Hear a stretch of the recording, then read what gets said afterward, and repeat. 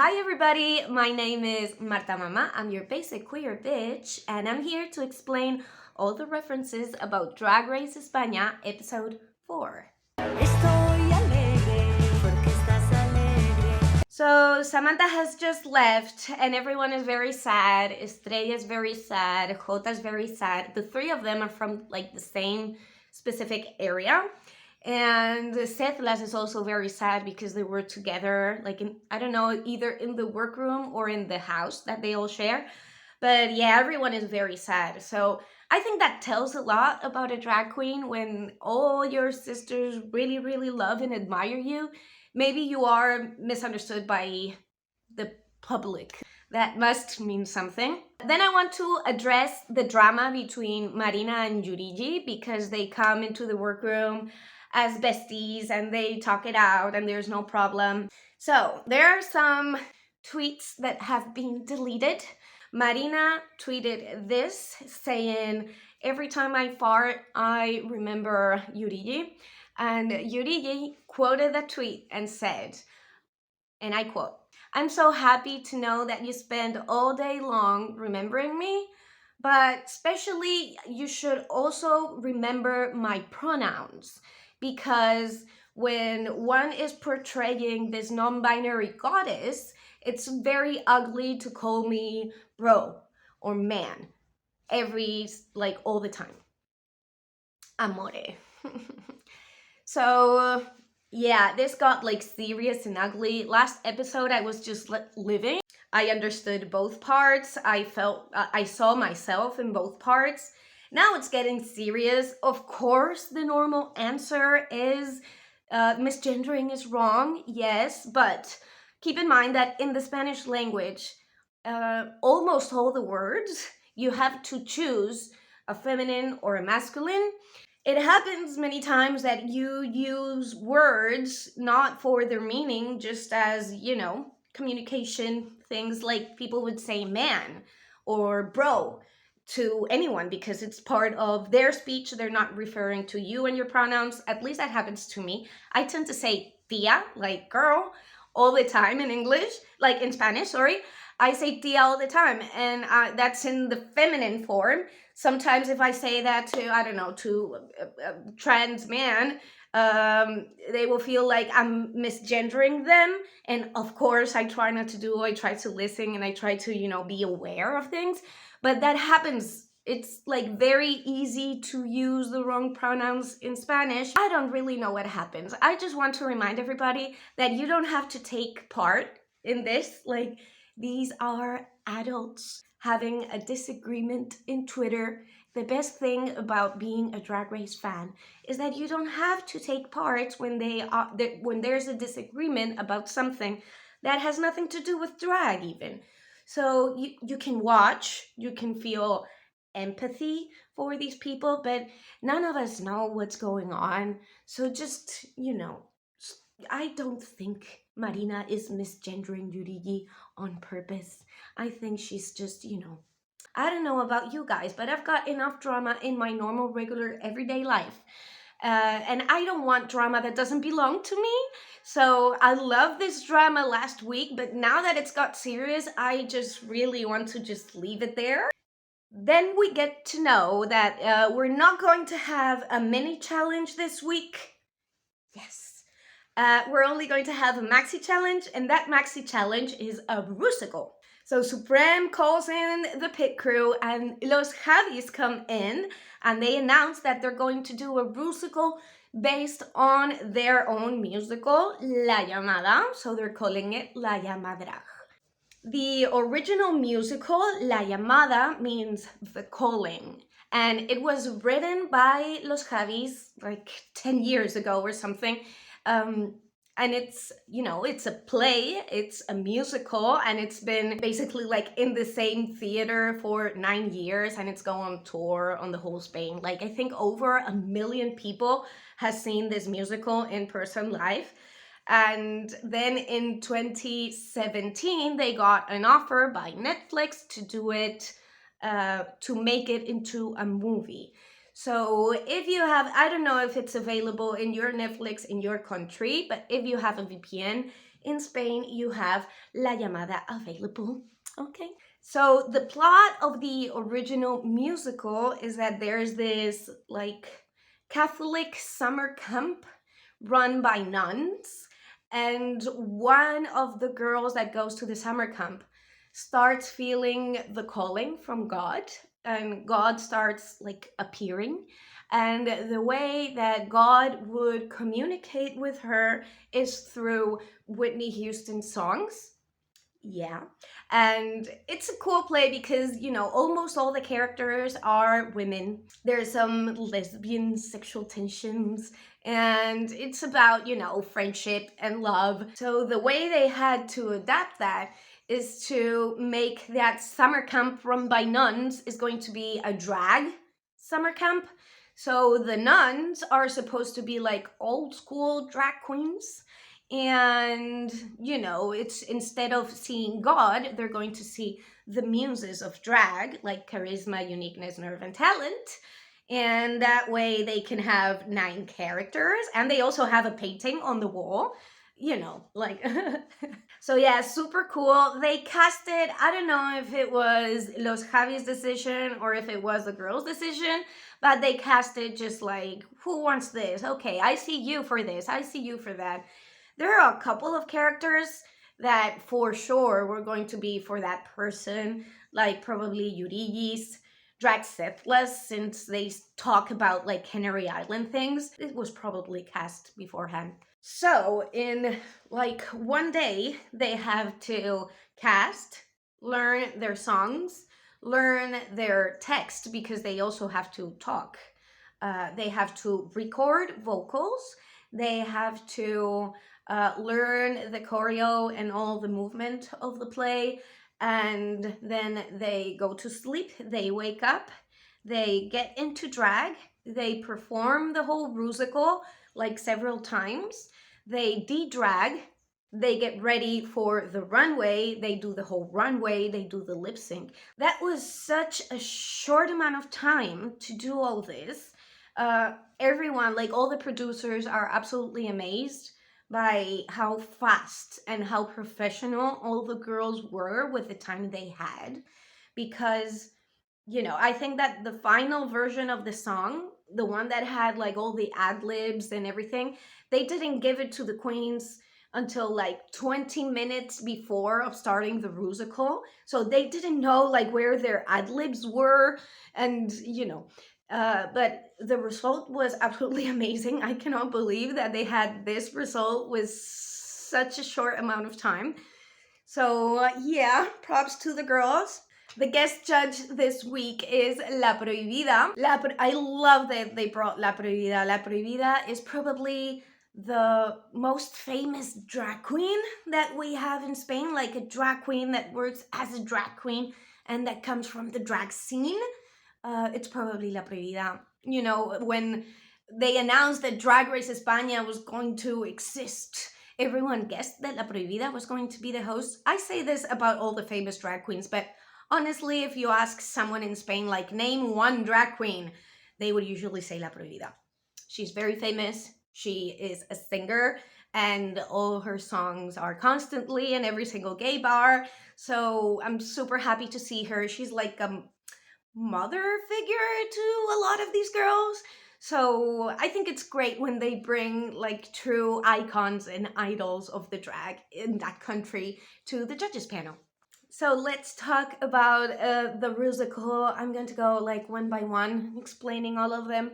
First, you have the muses, which were Benedita, that was the nerve, Yurigi, that was the talent, Kota, that was charisma, and Draxethless was uniqueness. So those are the 4 muses. What did I think of them? Benedita and Sethless cannot sing like one single note, but they are so expressive and they are so confident, and they act like the bad singing is completely on purpose, and that's exactly what you should do. And they both did a very, very good job because of that, like Kota and Yurigi are the other 2 muses, and I think they did a great job. Yurigi's singing is just amazing. She looked gorgeous. Like, always, like, I'm so in love with her. It is true that maybe she's not the most, like, confident person ever, because there's, like, a softness about Yurigi that you have to kind of embrace. But yeah, sometimes it is true that she comes off like as, like, too sweet and soft and subtle. Kota Karakota was also very fun in the challenge. She was, like, the way she was singing that Whitney Houston song with a heavy Spanish accent was very similar to something that El Príncipe Gitano did. He was a singer in Spain, and he sang a version of In the Ghetto by Elvis, and he did it with a strong Spanish accent, and it's something that has become iconic. Then we have Marina and Diamante. Those are like the main roles. Marina is playing Mary Corn. I remind you that maricón is the F word that we have in Spain to refer to gay people, and that's a word that has been reclaimed by the community, so we use it all the time here. And then we have Diamante Mary Brown playing Susanal. That's the way that they've changed the name Susana. It's pretty self-explanatory. And I want to say a couple of things. First of all, I think Marina did an amazing job. I have heard some people saying that she was like a bit boring, but I think that putting Marina in that role and her taking it serious, first of all, allowed everyone else to go a little bit crazier or a little bit more camp. But because you have a character that is kind of serious and well acted and it's not over the top, you have like a contrast of people that are exaggerating, of people that are, you can see a wider range. If everyone is going all like over the top, then you wouldn't be able to appreciate that they're over the top. It made everything else a lot funnier. And Diamante, like a lot of people say Diamante didn't do a good job and that she's bad at acting. I think Diamante did an excellent job. I think Diamante, saying that she deserved the top is very difficult because the top was very strong, but she did a very good job. She was a team player. She made everything flow, and I think she did a great job. Did she break character all the time, laughing when she shouldn't have? Yes, she did. I would have done the same thing. Like, Estrella was being hilarious, and I would have been laughing the whole time, breaking character. But that's the only thing you can really say about Diamante. She knew all the choreo. She didn't make one single mistake. It was only her laughing, and that could, that character could have been laughing. And then we have the nuns. We have Sharon as Sor Bernarda, and we have Estrella Extravaganza as Milagritos. Oh my God. And Onyx as the Mother Superior. How do you call them? Like the original mother of the House of the Nuns. These two characters are the most charming characters in the whole movie, in the whole play, and in the whole musical. These two characters are epic. Like, those are the characters that make you fall in love with the musical and with the musical. And they did such an amazing job because it's like a huge responsibility taking those roles that are campy but serious and that have all these layers. Sharon did amazing, absolutely amazing stuff. Like, there's nothing that she could have done better. But Estrella was born to do this character. Estrella is absolutely in love with Los Javis universe, everything that they've done. She's a huge fan of La Llamada, and she's a huge fan of this character because this character is also from Andalusia like her. And this character, Milagritos, is like the most innocent, naive person with such like a sensibility. If you watch the movie, you're rooting for that character all the time, and it's like so lovable. And she does such an amazing job portraying her. All the things, like, she's constantly like saying no, yeah, and she makes it feel like she has been the original actress for that role all along. I am very impressed. And then we have the weird situation with Onyx being a painting. She did a good job. Like, I think she did an amazing job, but what is that character? you know, sometimes they have characters like this in acting challenges or in musicals, and sometimes characters like this one are precisely the ones that win the whole challenge.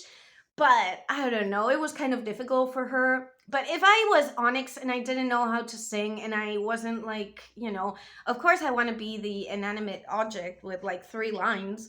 She looked absolutely crazy and she did a good job, like with everything. Her presence was enough. But you know, next to Estrella and Sharon, it wasn't that impressive because, you know, during the whole musical, they sing the songs from the original musical La Llamada. So there are Whitney Houston songs, there are songs by Presuntos Implicados, there are songs by a lot of different artists, and they play those songs in the musical. The Voice, they recorded their own voice on that track, and then the words that they were saying were live, but they were lip syncing over their own voice. So the original songs that they're singing, they have changed, like some of them, they have changed the lyrics to make it fit the theme a little bit better, but some of them, they just left them how they were. So yeah, it was like in the musicals, in the musicals in Drag Race, you don't usually hear the original songs from that musical. You don't usually hear the songs from Moulin Rouge, Chicago, or, you know, they don't usually use those songs. But since it's Los Javis musical, you know. And they also do a thing that I liked very much.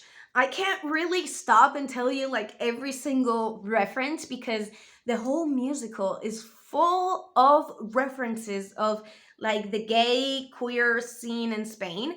They talk about like a lot of different gay bars in Chueca, that's the gay neighborhood in Madrid. They talk about drag artists like La Prohibida, who's the guest judge, Kika Lorace, Supreme Deluxe. They talk about, you know, all these like gay resorts that they have in Torremolinos, which is a very big city for gay history in Spain. So they really pay homage to the real gay drag scene in Spain, which I think was lovely detail. And then we have the runway. The category is 2 looks in 1. There are some issues with this runway. Okay, I've spoken with a couple of the girls, and it looks like some of the girls got one information and some of the girls got a different information. So to some of the girls just understood the concept of revealing, just a reveal. And some of the girls, they were told that it had to be a true like 2-in-1 look, like not removing something, throwing it away and wearing something underneath, but it had to be like a convertible dress somehow, so 2-in-1. So there are some people that didn't have an amazing outfit because of that. There were some people that took away clothes to reveal other clothes underneath. There are some people where they say like, this is not really 2-in-1, this is more, because the girls got different information. The same thing happened last year, for example, with the La Veneno's runway. Some of them got like a tribute, some of them had like a Veneno look. Let's go one by one. First we have Yurigi Derkli. I am completely in love with Yurigi. This Marie Antoinette thing has been done 100,000 million times, but this is probably like the truest one, like the most true to the original look, and the one where she is so gorgeous. I don't even know if the look is good or it's just her, but yeah, I loved it. The only thing is that, is this 2 looks in 1? Is the pre-reveal enough of a look or isn't it? I don't know, because I don't know what they're judging on. But yeah, we have to talk about what is a reveal, what isn't. Pre-reveal, I don't consider this to be a look, or at least a successful look. But after the reveal, she looked amazing. Then we have Onyx. Onyx comes and looks like a bud, like a flower. She says that she was going to do an egg, but she did an egg in her talent show, and Diamante was going to come out of an egg. So she tried to change it and make it into a flower. And when the flower opens, she is this alien warrior princess thing with 6 titties and, you know, blue paint. And she did look very good. The judges were saying, is this a reveal? Is this 2 looks in one? Because, you know, when the flower is closed, is that a look? Which, okay, I can understand, but, you know, you should have told the same thing to all of them, because why didn't you say that about Yuri's, for example? Was it because you could see her face? Or, you know. Then we have Benedita. Benedita was dressed up as a treasure troll doll. You know, these dolls from the 90s, and I loved it. She's wearing this furry coat, like, kind of cool. I did like the hair because it was very, like, treasure troll-like.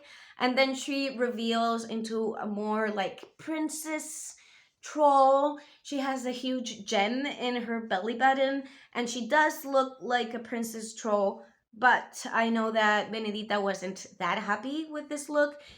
She was one of the girls that got the memo of making one dress transform into another dress and try not to take things off. And she wasn't that excited about this one. But well, if this is the ugliest thing that Benedita is bringing, like, we are in trouble. Kota Karakota, my heart broke in 1,000 million pieces when I saw the look that she had in her eyes. She just stepped on the runway and you could see panic in her eyes. Then she turned around and she starts unraveling everything and undoing her dress, struggling with it, you know, pulling, and it took forever for her to reveal.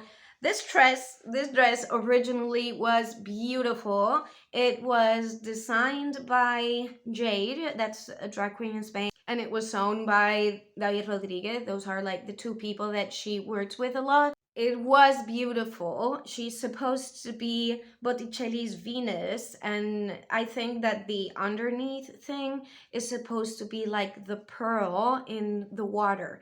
So it did make sense. It was very similar to the Rocío Jurado one. It was by a different designer, like different people made it, different people thought of it, but you know, it was similar enough, especially because she had like 2 long pieces of fabric coming from on the back, and she grabbed those, so it looked like the long sleeves that she's wearing in the Rocío Jurado dress. But especially she didn't look confident.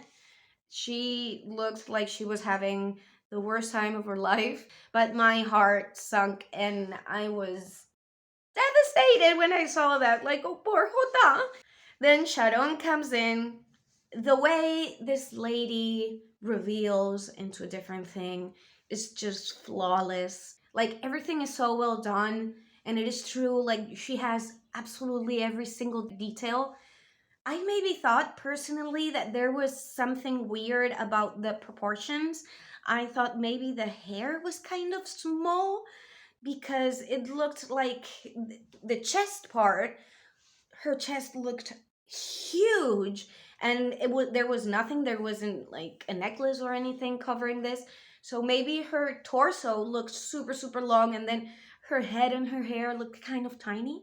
But to be honest, this is basically perfection. Sharon has the body of a 45-year-old person because she is a 45-year-old person, and proportions are going to work slightly differently. If she had a bigger hair, then after the reveal, it would look, you know, absurd.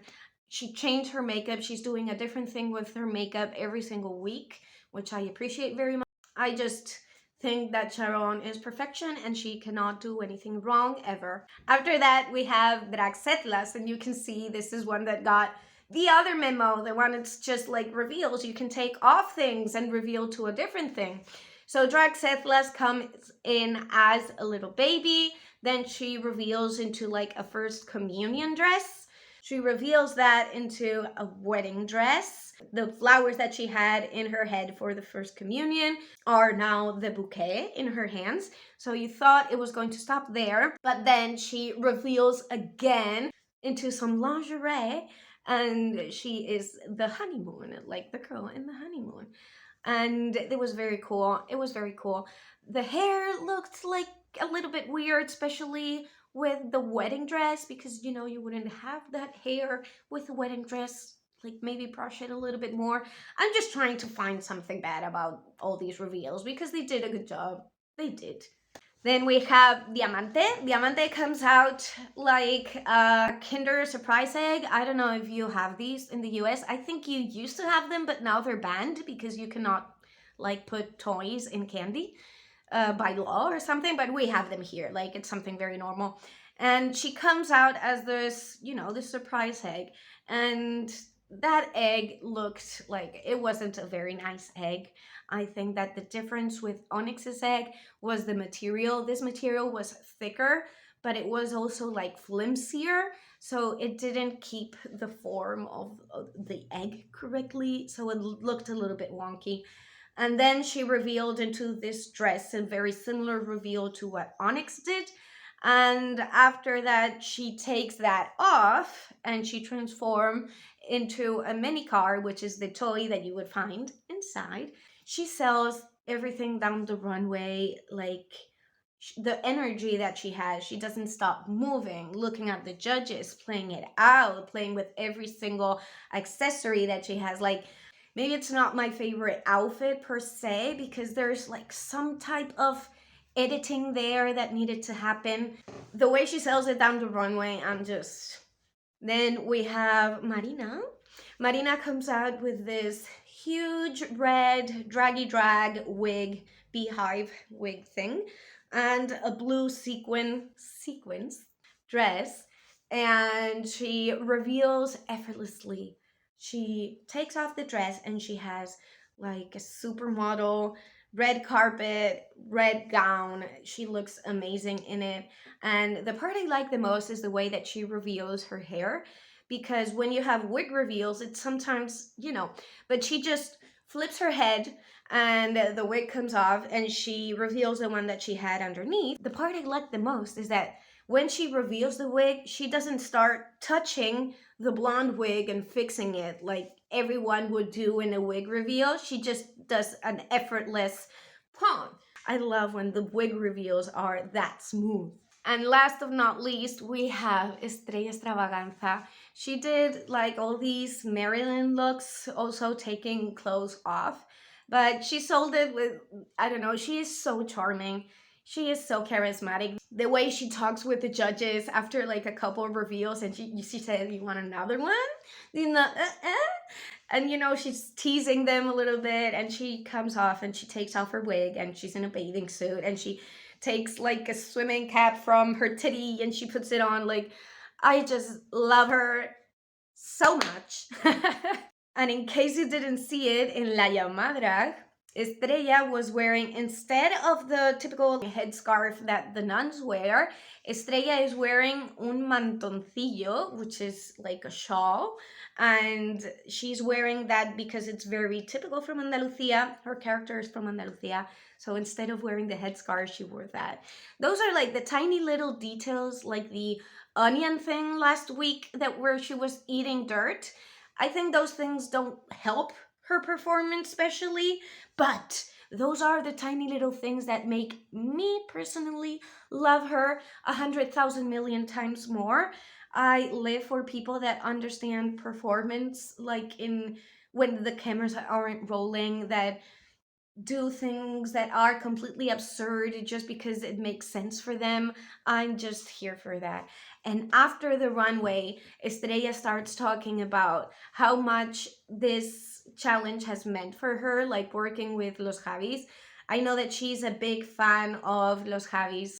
And she starts saying that when Javier Calvo, the tall Javi, wasn't like an actor in this Física o Química TV show, that's the one they did a parody about last year. They had a character that was openly gay that was like very important for her, and that she actually came out to her mom after watching Física o Química one day. So this was like kind of special for her, and it's not only like on a personal level, on an artistic level, she's a big fan of everything that Los Javis do. She's a big fan of Paquita Salas, she's a big fan of Veneno, the TV show. So this was very special for her. I do think and believe, and yes, I am 100% biased, but I do think and believe that we haven't had such a likable, lovable contestant in Drag Race since I don't know when, but in a very, very long time. It's impossible not to love Estrella. Being able to show your personality and how lovable and likable you are is more important than winning the whole competition sometimes, because when people see you as such a likable and professional person, you make sure that you're going to have a job like forever, and that's the most important part. What, like, I know that the money is juicy, but you can be eliminated in the 10th week, you can be eliminated in the 5th week, you can be eliminated like whenever. Only one person is going to win all the money, but all of them are going to work as drag queens for probably a very long time. So it's not that important if you are the 6th one out, or if you're the 8th one out, or if you make it all the way to the finals. The most important part is to be an employable drag queen that everyone loves and everyone wants to tip. That is how you make a future and a profession and a career in drag, in my opinion. Of course, the money is great, but they're gonna make that money afterwards anyway. So, of course, Estrella is the winner of this week, and she's also the winner of my heart. And the bottom two this week are Kota and Yurigi. Did they deserve it? Well, obviously not. Well, Jota's reveal was messy. Yurigi didn't really do anything wrong. It was just like lack of confidence. What I think happened is that everyone did an amazing job in the musical, and I understood that the judges were going to be judging tops and bottoms by the runway. Like, the runway was going to help untie them. So if that's how it goes, then it makes sense that Kota is in the bottom. It makes sense that Onyx is low, but not in the bottom. And Yurigi, I don't really understand, but what? Who would you put there? Like Setlas, Benedita? Like, no, they all did like a very good job as well. And maybe the runways were as good. Like, it is very difficult to judge in this situation. So they did Baloncesto by La Prohibida, which is a typical song that you will hear at absolutely any gay bar in Spain all the time. Was it a mess? Yes, it was a mess. Do I care? Like, if this is the biggest problem that we're going to have about Drag Race España, that the lip syncs are messy, I'm happy with that. I'm okay with that. This season has enough things for us to be worried about the lip syncing to a song that you haven't chosen and that has nothing to do with you. Is something that drag queens never have to do in real life. They only do in Drag Race. So stop judging the character or the artistic value of a drag queen by how well she does one lip sync. And they recorded this 6 months ago, so stop telling them, oh, you have to do this, don't take off your wig. They cannot change what happened 6 months ago, so maybe we can just enjoy. Just chill. Just, where is it written that you cannot take off your wig during a lip sync? Where are those norms? Kota starts pulling on, some fabric. She gets distracted by that. After that, she takes off her red wig because she had wet hair underneath. So she wanted to do a reveal into wet hair like Carmen Farala. But Carmen Farala didn't wet her hair with water. She did it with oil. And Kota Karakota wet her hair with water. So when the lip sync started, it was already dry and you couldn't really see the effect. And it wasn't really another wig. It was her own hair. And she takes off her wig, and in a part of the song where they're talking about flower petals, she had some petals inside of her wig and she starts like throwing them, which is something that she had done last week, I believe. Correct me if I'm wrong. Already she's trying to do two gags that we have seen pretty recently, and none of them are executed well enough. And Yurigi is giving sexiness. There's this thing about Yurigi that she can make absolutely everything into something sexy. I'm just amazed by that superpower. She gets naked, you know, she has this little pantaloon thing and her corset, her titties out. She looks gorgeous and stunning. Her wig does fall. I think that was unintentional, but you know, the problem of the wig falling off is that it breaks the illusion or whatever. She looks just as gorgeous without the wig. Is it me? Is it that, you know, I'm biased because I'm a bold bitch and I enjoy bold ladies being sexy? Maybe it's that, but she didn't look a lot worse without a wig. So sadly, Kota leaves the competition, and yeah, I'm very sad for her. I think that you can tell that she's only 18, and I don't say this like she's not a professional or that she doesn't have experience. She has a lot of experience, especially for her age. But there's a certain thing that has nothing to do with how long have you been doing drag. It has something to do with your own age.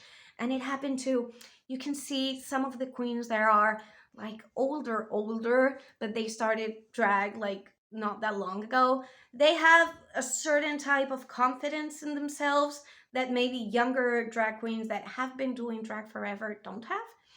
But I really like that everyone was able to see the talent that Kota Karakota has. I'm very sad to see her leave, but yeah, I'm happy that Yurigi stayed in. I think it was fair. I think that was a great episode. I just loved it. Jota also just announced with this picture that she's going to have this song with La Prohibida called Te Voy a Abandonar. So follow them on social media as well so you can listen to the song as soon as it's out.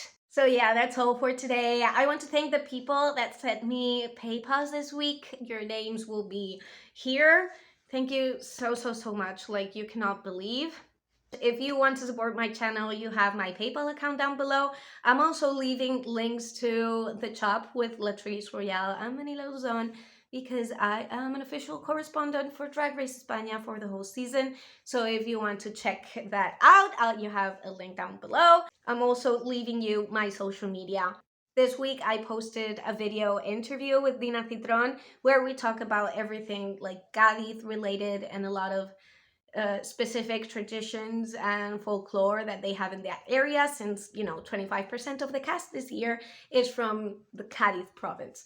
So if you want to check that out, I'll leave that down below as well. I am loving this season of Drag Race. I think it, you know, obviously I'm biased. This is my favorite season of Drag Race ever, and we've only had four episodes, but it is already my favorite season. So thank you very much for being with me.